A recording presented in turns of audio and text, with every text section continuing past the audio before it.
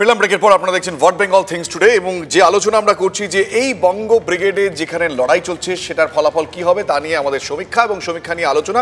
আমি সরাসরি এই মুহূর্তে চলে যাব মদন মিত্রর কাছে। আমাদের সঙ্গে এই মুহূর্তে রয়েছেন মদনদা। এক্ষেত্রে আমরা যে আলোচনা করছিলাম ব্রেকে যাওয়ার আগে যে মোদি ফ্যাক্টর নিয়ে সাধারণ মানুষের যে বক্তব্য ছিল, তারা বলছেন যে হ্যাঁ, মোদি নরেন্দ্র মোদির যে প্রচার তা এ রাজ্যে একটা ফ্যাক্টর এবং এক্ষেত্রে আপনাদের ক্ষেত্রে কতটা ফ্যাক্টর, এবং নরেন্দ্র মোদি রাজ্যে এসে একের পর এক আপনাদের তোপ দেখেছেন। নরেন্দ্র মোদি বলছেন যে তৃণমূল কংগ্রেসের পাপের ঘোড়া পুরো হয়ে গিয়েছে, এবার 2 তারিখ আপনাদের যাওয়ার পালা।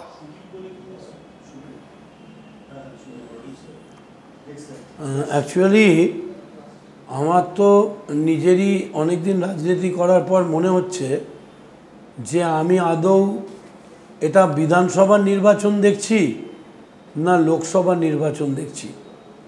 একটা দেশের প্রধানমন্ত্রী তিনি নর্থ ব্লকের কাজ সেরে দিয়ে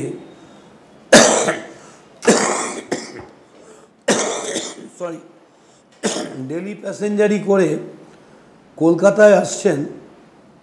বিজেপি একবারও বলতে পারছে না যে এই জয় শ্রীরাম বা গলিমারো ছাড়া আর কি কাজ নিয়ে তারা পশ্চিমবঙ্গে আসছেন।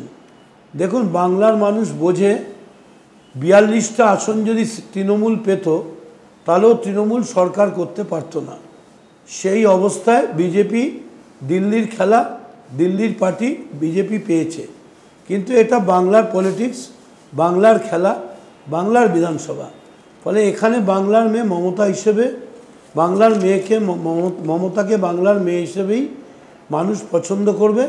এবং আমি নিজে মনে করি, এরই পাশাপাশি এই বিষয়টা যখন আপনি বলছেন মদনদা, তখন নরেন্দ্র মোদি থেকে শুরু করে জেপি নাড্ডা থেকে শুরু করে একের পর এক বিজেপি নেতৃত্ব বলছেন যে তোষণের রাজনীতি থেকে শুরু করে একের পর এক দুর্নীতি যাতে জর্জরিত এই মুহূর্তে। গতকালও আমরা দেখতে পাচ্ছি যেটা অমিত শাহ এসে বলেছেন যে এই আমপান দুর্নীতিতে যেখানে হাজার হাজার কোটি টাকা দেওয়া হয়েছে, তৃণমূল কংগ্রেস সেই সমস্ত টাকাটা খেয়ে নিয়েছে, মানুষকে সেই টাকা দেয়নি।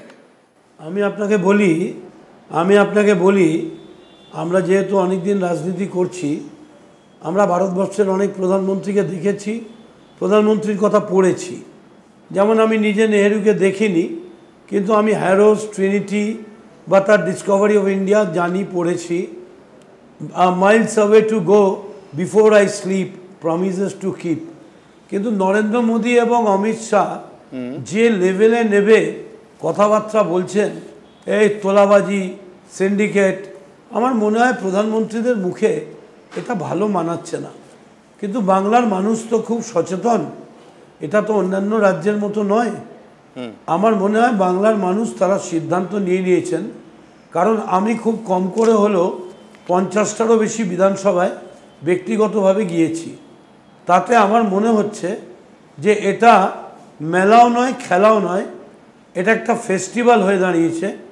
এবং এই ফেস্টিভ্যালে যারা দুর্গাপুজো, ঈদে অংশগ্রহণ করতে পারেননি, তারা এই ফেস্টিভ্যালে অংশগ্রহণ করে একদম মিরাকল, মানে ইভেন তৃণমূল যদি 250 সিট পেয়ে যায় তাহলেও আমি মদন মিত্র অন্তত আশ্চর্য হব না, কারণ মিরাকল ঘটতে চলেছে।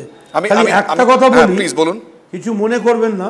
সিপিএম, আমি এক মিনিট সিপিএম এবং কংগ্রেস থেকে যারা এসছেন তারা নিঃসন্দেহে আমার থেকে অনেক ছোট। আমার উচিত তাদের সঙ্গে সেই সম্মান, ভদ্রতা দিয়ে কথা বলা বা ভালোবাসা দিয়ে। সিপিএম বললেন, আমি শুনলাম, কিন্তু কংগ্রেস যখন বলছিলেন আমি আমি প্রথমে বুঝতে পারিনি উনি কংগ্রেসকে না সিপিএমকে রিপ্রেজেন্ট করছেন। মানে ব্যাপটাইজড হয়ে যাচ্ছে কিনা এইটা আমার মনে পড়ছে। কিন্তু মদনদা, এই 2011 সালে এই কংগ্রেসই তো আপনাদের সঙ্গী ছিল, কংগ্রেসকে সঙ্গী নিয়েই তো আপনারা ক্ষমতায় এসেছিলেন। সেক্ষেত্রে তো সেই সমীকরণটা তো আজকে অনেকেই জিজ্ঞেস করছে। না 2011-এ কংগ্রেস আমাদের সঙ্গে এরমভাবে ছিল না। শুনুন, কংগ্রেস নিজেদের সিটগুলোয় শুধুমাত্র 2-1টা ওই মুর্শিদাবাদ আর এদিক ওদিক কংগ্রেস কিছু একটা বলতে চাইছে মদনদা, বার করে নিজেদের মিনিস্ট্রিগুলো নিয়ে নিয়েছিল। কি বলবেন? শুনুন, আপনারা উনি বলবেন, নিশ্চয়ই বলবেন, বলার অধিকার আছে। আমি খালি এইটুকুনি বলছি যে কংগ্রেস, আমিও তো কংগ্রেস করেছি।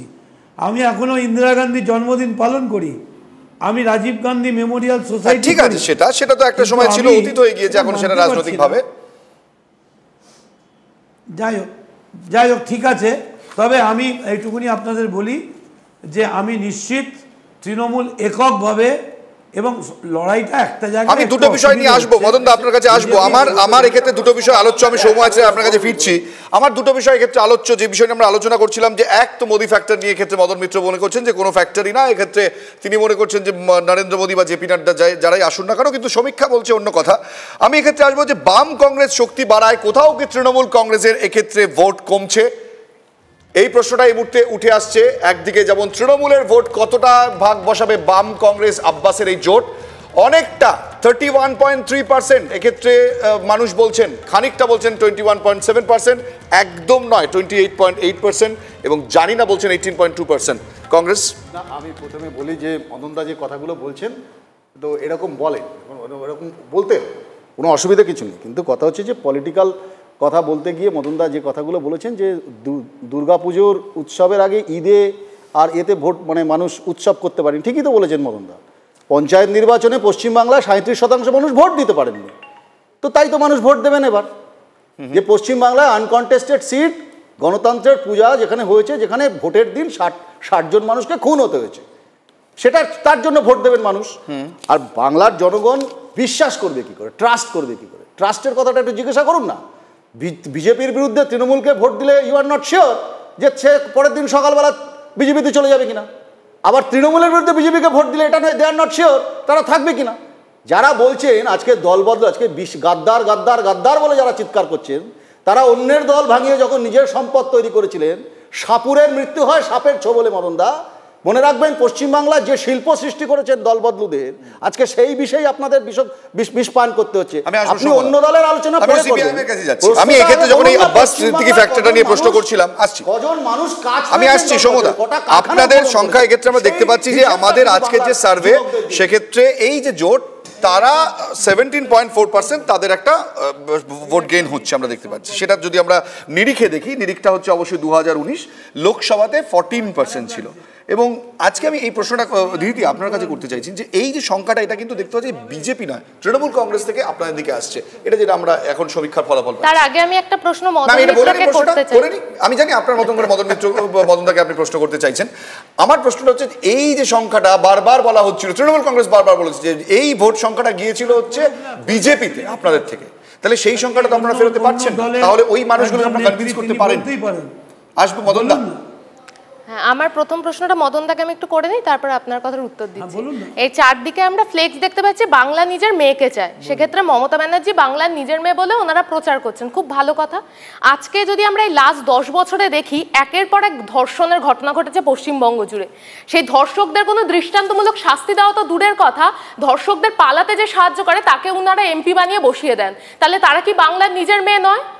এসএসসি টেটের জন্য যারা চাকরির জন্য ওনার বাড়ি, মমতা ব্যানার্জির বাড়ি অবধি পৌঁছে যাচ্ছে সাঁতার কেটে, তাদেরকে পুলিশ দিয়ে মারা হচ্ছে। নবান্ন অভিযানের দিন পুলিশ মেয়েদের উপর, ছাত্রীদের উপর, যুবতীদের উপর যে অকথ্য অত্যাচার করেছে, তারা বাংলার নিজের মেয়ে নয়? আমি আসবো, আপনার কাছে প্রশ্নটা করেছিলাম, তার উত্তরও আমি নেব, কিন্তু তার আগে এই মুহূর্তে জানিয়ে রাখি অত্যন্ত গুরুত্বপূর্ণ একটি খবর। এই মুহূর্তে যেমনটা জানা যাচ্ছে, নির্বাচন কমিশন সরিয়ে দিল সুরজিৎ কর পুরকায়স্থকে, যিনি এই মুহূর্তে রাজ্যের নিরাপত্তা উপদেষ্টা, তাকে সরিয়ে দিল নির্বাচন কমিশন। অপসারিত সুরজিৎ কর পুরকায়স্থ। এই মুহূর্তে সুরজিৎ কর পুরকায়স্থ তিনি ভোট চলাকালীন কাজ করতে পারবেন না। সৌরিক কর আমাদের প্রতিনিধি রয়েছেন। সৌরিক, কি খবর? দেখো, 23 মে 2018 সালে রাজ্যের নিরাপত্তা উপদেষ্টা পদে কিন্তু নিয়োগ করা হয় সুরজিৎ পুরকায়স্থ। আমরা জানি তিনি একজন রিটায়ার্ড এডিজি আইপিএস। এই সুরজিৎ কর পুরকায়স্থকে নিয়ে কিন্তু একাধিকবার বিরোধিতা করে কেন ট্যাক্স পেয়ে টাকায় তাকে মাইনা দেওয়া হবে, এবং এমনকি কেন্দ্রীয় স্তরের বিজেপি নেতারাও কিন্তু তার এই অ্যাপয়েন্টমেন্টকে ঘিরে কিন্তু একাধিকবার টুইট করতে দেখা গেছে। কিছুক্ষণ আগে একটি নির্দেশিকা জারি করেছে রাজ্যের স্বরাষ্ট্র দপ্তর, সেখানে বলা হয়েছে যে নির্বাচন সংক্রান্ত তার যে ক্ষমতা, সে কোনো ক্ষমতা প্রয়োগ করতে পারবে না, নির্বাচন সংক্রান্ত কোনো সিদ্ধান্ত তিনি নিতে পারবেন না, এবং নির্বাচন চলাকালীন কোনো হস্তক্ষেপ তিনি করতে পারবেন না।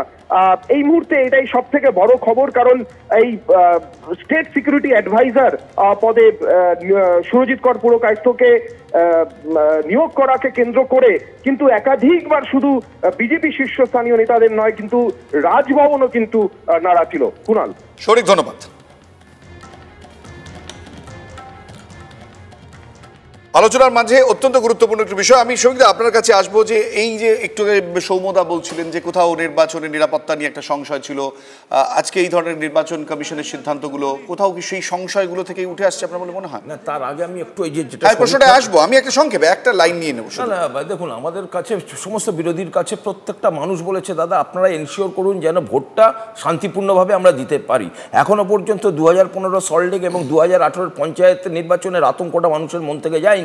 2019-এও আমরা দেখেছি আমাদের একমাত্র রাজ্য যেখানে ভোট দিতে গিয়ে একজন ভোটার খুন হয়েছে সারা ভারতবর্ষে। সুতরাং সেই আতঙ্কটা ছিল নিরাপত্তার জন্য। আমি যে প্রশ্নের উত্তর আপনি দিতে চাইছিলেন, আমি সেই প্রশ্নে আসি যে এই যে ভোটটা যেটা আপনাদের অংশে চলে গিয়েছে, বারবার দাবি করা হয়েছিল, সেটা কিন্তু এক্ষেত্রে আমাদের সমীক্ষা রিপোর্ট বলছে ফিরে আসছে না।